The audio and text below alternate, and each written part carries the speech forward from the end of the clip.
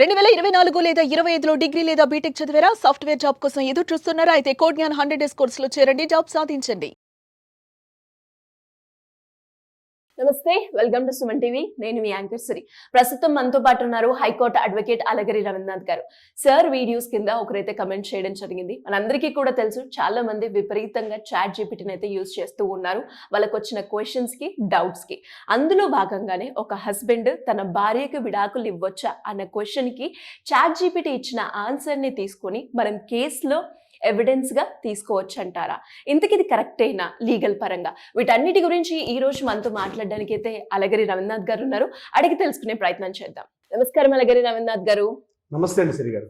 Sir, మీకు కూడా తెలిసిందే, విపరీతంగా చాట్ జీపీటీ అయితే వాడుతూ ఉన్నారు. హెల్త్ పరంగా కావచ్చు, లేదు అంటే లీగల్ పరంగా కావచ్చు, ఎలాంటి ఇష్యూస్ కైనా దాని ఆన్సర్ ని తీసుకొని ఎలాంటి గైడెన్స్ అలాగే ఎక్స్పర్ట్ ఒక కౌన్సిలింగ్ తీసుకోకుండా దాన్ని విపరీతంగా వాడుతున్నారు.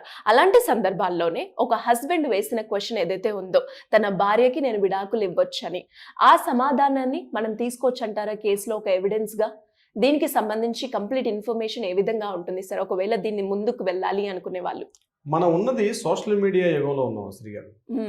ప్రతి చిన్న విషయాన్ని కూడా మనం టెక్నాలజీతో మనం డిపెండ్ అయిపోతున్నాం. అవును సార్. టెక్నాలజీ మనల్ని మన బుర్రలో మనం అంటే మన ఆలోచనలు, మన బ్రెయిన్ మనం యూజ్ చేయడం మానేసాం. పూర్తిగా టెక్నాలజీ పరంగా మనం డిపెండ్ అవుతున్నాం. ఎవరు it is common, quite natural. True. So ఇక్కడ ఒక 2 ఏళ్ల క్రితం జరిగిన సంఘటన చెప్తాను. ఒక ప్రబుద్ధుడు ఏం చేసిండే, చెన్నై అనుకుంటాను, ఈ చెన్నై టౌన్ సంబంధించి తమిళనాడు జరిగిన సంఘటన. ఆయన తన భార్యకి సిజేరియన్ ఆపరేషన్ చేశాడు. అతను డాక్టర్ కాదు, ఓ ట్రైన్డ్ పర్సన్ కాదు, ఎటువంటి ప్రొఫెషనల్ క్వాలిఫికేషన్ కూడా లేదు.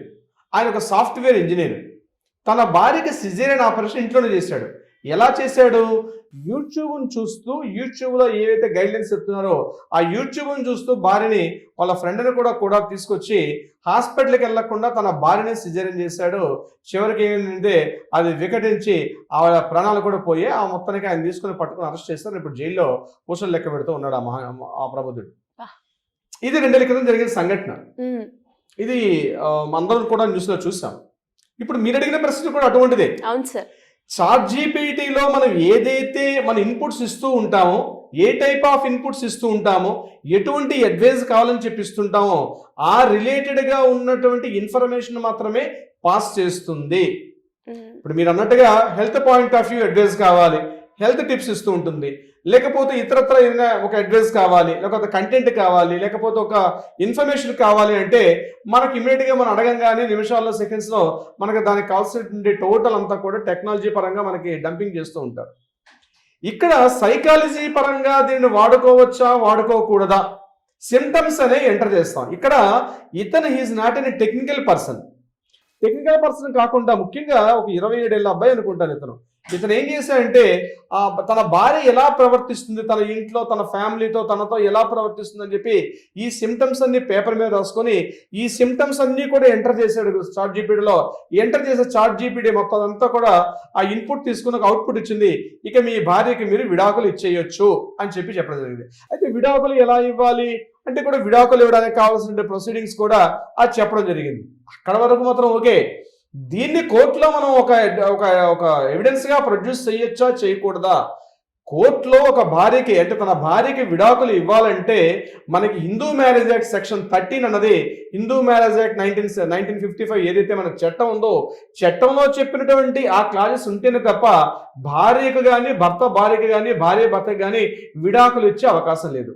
ఏమిటి ఆ పాయింట్స్? నేను కొన్ని పాయింట్స్ చెప్పే ప్రయత్నం చేస్తాను. క్రూయాలిటీ అంటే భయంకరంగా ఆ యొక్క భార్యని కానీ వేధిస్తూ ఉందనుకోండి, భార్య క్రూయల్టీగా కొట్టడం కానీ, తిట్టడం కానీ, పిచ్చిగా ఆవిడ ప్రవర్తిస్తూ ఉందనుకోండి, అటువంటి ఆ వ్యక్తి మీద దాన్ని ఎవిడెన్స్లు గ్యాదరించాలి. అది వాట్సాప్ గ్రూపులు ఉంటే వాట్సాప్ గ్రూపులు, లేకపోతే కంటెంట్, అవన్నీ కూడా కంటెంట్ ఎవిడెన్స్ అన్ని తీసుకోవాలి. అవన్నీ కూడా భద్రంగా పెట్టిన కోర్టు ముందుకు ఒక ఆధారంగా చూపించగలిగితే అటువంటిప్పుడు డివోర్స్ ఇచ్చే అవకాశం ఉంటుంది. నెంబర్ 2 అడల్టరీ అంటారు. అడల్టరీ అంటే శారీరక సంబంధం ఒకరితో కాకుండా మల్టిపుల్ యాక్సెసిబిలిటీ పెట్టుకుని కానీ ఉన్నట్టుగా కానీ ప్రూవ్ చేయగలిగితే అడల్టరీలో కూడా అది తప్పనిసరిగా కూడా అది మనం ఒక ఎవిడెన్స్ గా చూపించే అవకాశం ఉంటుంది. ఇంకొకటి మెంటల్ డిజార్డర్. మెంటల్ డిజార్డర్ అంటే మానసిక స్థాయి లేకపోవడం. కొంతమంది ఒక ప్యానక్ గా బిహేవ్ చేస్తూ ఉంటారు. అంటే భర్తతో సరైన ప్రవర్తన ఉండదు, భర్త పాటు పిచ్చి పిచ్చిగా బిహేవ్ చేస్తుంటారు, అప్పటికప్పుడే ఏడుస్తుంటారు, అప్పుడప్పుడే నవ్వుతూ ఉంటారు, అప్పుడప్పుడే కొట్టేస్తుంటారు, అప్పుడప్పుడే తింటుంటారు, భోజనం దగ్గర కూర్చున్నాక పల్లెలు ఎగిరిపో అంటే తింటున్నటువంటి ఆ గిన్నెలు కంచాలు ప్లేట్లు కూడా ఎగురుతూ ఉంటాయి. అంటే ఒక రకమైనటువంటి ఒక మానసిక సమస్యతో బాధపడుతున్నారు. దానికి సంబంధించిన మెడికల్ ట్రీట్మెంట్స్, మెడికల్ యొక్క ప్రిస్క్రిప్షన్స్ అన్ని ఉంటే వాటిని ఆధారంగా చూపించవచ్చు. ఇక ఇంపార్టెన్సీ అంటారు, అంటే ఒకరి మీద ఒకరికి శారీరకంగా ఉన్నటువంటి ఆ కోరికలు లేకుండా ఇంపార్టెన్సీగా ఉండేటప్పుడు దాన్ని ఆధారంగా చూపించి కూడా మనం కోర్టు నుంచి డివోర్స్ పొందే అవకాశం ఉంటుంది. ఇక డిసెషన్ అంటారు, అంటే ఆ ఇంటి నుంచి గెంటేయడం, బయటికి వెళ్ళిపోమని చెప్పి, మా ఇంట్లో ఉండొద్దని చెప్పి మెడపెట్టి బయటకి గెంటేసే సందర్భాలు చేస్తారు. అటువంటి సందర్భాల్లో కూడా విడాకులు కోరుకునే సందర్భం ఉంటుంది. ఇది కాకుండా 2 ఏళ్ల ఒక 7 years పాటు ఖచ్చితంగా గల్లంత అయిపోవడం, అంటే అబ్స్కాండ్ అయిపోవడం, పూర్తిగా ఎటువంటి కాంటాక్ట్స్ కూడా లేవు, ఈ అబ్బాయి తెలియపోవడం తెలియదు, ఈ అమ్మాయి అనామకంగా తిరుగుతూ ఉంటుంది 7 ఏళ్ళు కంటిన్యూగా వితౌట్ ఎనీ బ్రేక్, కంటిన్యూగా 7 years, అంటే ఒకటే క్యాలెండర్లో ఒక దీంట్లో 7 years గ్యాప్ లేకుండా ఉండిపోతే దాన్ని కారణంగా చూపించి కూడా డివోర్స్ ఇప్పించుకోవచ్చు. ఇలా సెక్షన్ 13 మనకు చాలా కారణాలు చూపిస్తుంది. ఇప్పుడు మీరు చెప్పినటువంటి పాయింట్ ఏదైతే ఉందో, నాకు ChatGPT చెప్పింది సార్, ChatGPTలో నాకు డివోర్స్ ఇచ్చేయమంది కాబట్టి నేను డివోర్స్ ఇచ్చేయొచ్చా అంటే, ఇది సాక్షి ఆధారాలుగా ఎటువంటి పరిస్థితుల్లో కూడా చెల్లవు సార్. ఎలక్ట్రానిక్ ఎవిడెన్స్ చెల్లుతాయి కదా. ఇప్పుడు సాఫ్ట్వేర్ చేస్తున్న సాఫ్ట్వేర్ బాబులు పాపం చిన్న వయసులో వాళ్ళు కంప్లీట్ టెక్నాలజీ మీద డిపెండ్ అవుతారు. మానవతా సంబంధాలు, మానవీయ కోణాలు ఇటువంటివి వాళ్ళ మధ్య చాలా తక్కువగా ఉంటాయి. అంటే పేరెంట్స్ చెప్దామన్నా వినే పరిస్థితులు లేరు చాలా మంది. టెక్నాలజీ చెప్తేనే వినే పరిస్థితిలో ఉంటారు. ప్రతిదానికి కూడా టెక్నాలజీ అంటారు. ఇటువంటి సందర్భాల్లో మీరు అన్నట్టు ఎలక్ట్రానిక్ డివైస్ పనిచేస్తాయి కదా, ఏదైనా ఫోటో తీసుకుంటే పనిచేస్తుంది, వీడియో పనిచేస్తుంది, రికార్డింగ్స్ పనిచేస్తాయి, ఇవన్నీ కూడా రికార్డింగ్స్ పనిచేస్తాయి కదా. మరి ChatGPT కూడా అది కూడా ఒక ఎలక్ట్రానిక్ డివైసే కదా. అంటే ChatGPT యొక్క డివైస్ మాత్రం ఎట్టి పరిస్థితుల్లో పని చెయ్యదు. ఇది గుర్తుపెట్టుకోండి ప్రతి ఒక్కరు కూడా. నేను దయచేసి ఒకటి అంటాను, ముఖ్యంగా మీరు ఆయా రంగాలు మీకు ఏదైనా ప్రాబ్లమ్స్ ఉన్నాయి, ఒక డాక్టర్ గా మీకు ఏదైనా ఒక మెడికల్ సంబంధించింది కన్సల్ట్ ఆ యొక్క ఏదైతే ప్రాబ్లం ఉందో దానిలో నిష్ణాతుల దగ్గరికి వెళ్ళి కన్సల్ట్ చేసి మాట్లాడండి. ఒక సైకలాజికల్ ప్రాబ్లమ్స్ ఉన్నాయి, దానికి సంబంధించి సైకియాట్రిస్ట్కి సంబంధించండి. లేదా లీగల్ పరంగా మీరు ఏదైనా సమస్య ఎదుర్కొంటున్నారు, ఒక అడ్వకేట్ ని ఫీజు ఇచ్చి మీరు ఇలా ఆయనతో మాట్లాడే ప్రయత్నం చేయండి. అంతే తప్పించి మీకు ఏదైనా ఇన్ఫర్మేషన్ కావాలి, ఒక అడ్వైజ్ కావాలంటే మీరు ChatGPT ఇతరత్ర ఏదైనా మీరు యూజ్ చేసుకోవచ్చు తప్పించి దీన్ని మనం కోర్టులో ఎవిడెన్స్ గా ఉపయోగించుకోవచ్చు అంటే ఎట్టి పరిస్థితుల్లో డివోర్స్ తీసుకోవడం కోసం ChatGPTలో నేను ఇన్పుట్ చేశాను కాబట్టి దాన్ని స్క్రీన్ షాట్ తీసి దగ్గరగా పెట్టుకోను. అందుకనే నేను టెక్నాలజీని ఎంతవరకు వాడుకోవాలో అంతవరకు వాడుకోవాలి. మనం మరి ఎక్స్ట్రా బియాండ్ లిమిట్స్ మనం వాడుకుంటే రేపు రకరకాల కాన్సిక్వెన్స్ ప్రాబ్లమ్స్ కూడా వచ్చే అవకాశం ఉంటుంది. ఇది ముఖ్యంగా 25 నుంచి 30-32 ఏళ్ళ ఉన్న అబ్బాయిలు ఎక్కువగా ఫేస్ చేసిన సమస్య.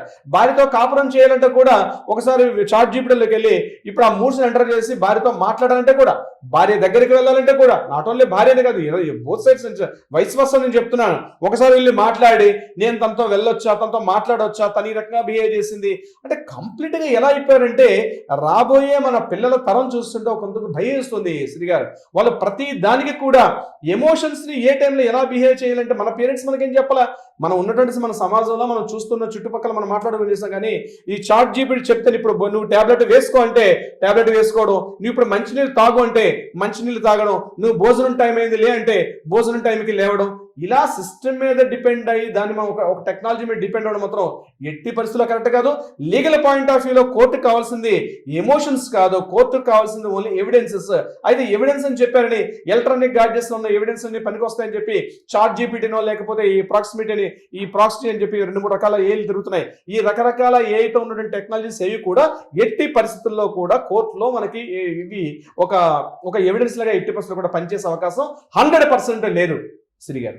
గ్రేట్ సార్, చాలా మందికి ఉన్న డౌట్ అండ్ చాలా మంది కూడా అండ్ మీరు అన్నట్టుగానే హాస్పిటల్లో జరిగిన అంటే యూట్యూబ్లో చూసి సిజరీన్ ఆపరేషన్ కావచ్చు, లేదు అంటే ఇప్పుడు ఇలాంటి క్వశ్చన్స్ కావచ్చు, వీటికి క్లారిటీ అనేది చాలా అవసరం సార్. లేదు అంటే ప్రతి ఒక్కటి కూడా అందులోనే అడిగేసి దాంట్లో ఆన్సర్స్ తీసుకొని అది కరెక్టేనా కాదా అని ఆలోచించకుండా ఆ ఎలక్ట్రానిక్ డివైజెస్ని విపరీతంగా యూజ్ చేయడం మనం చూస్తూ ఉన్నాం. Anyways great information sir. Thank you so much. Thank you so much Shri గారు.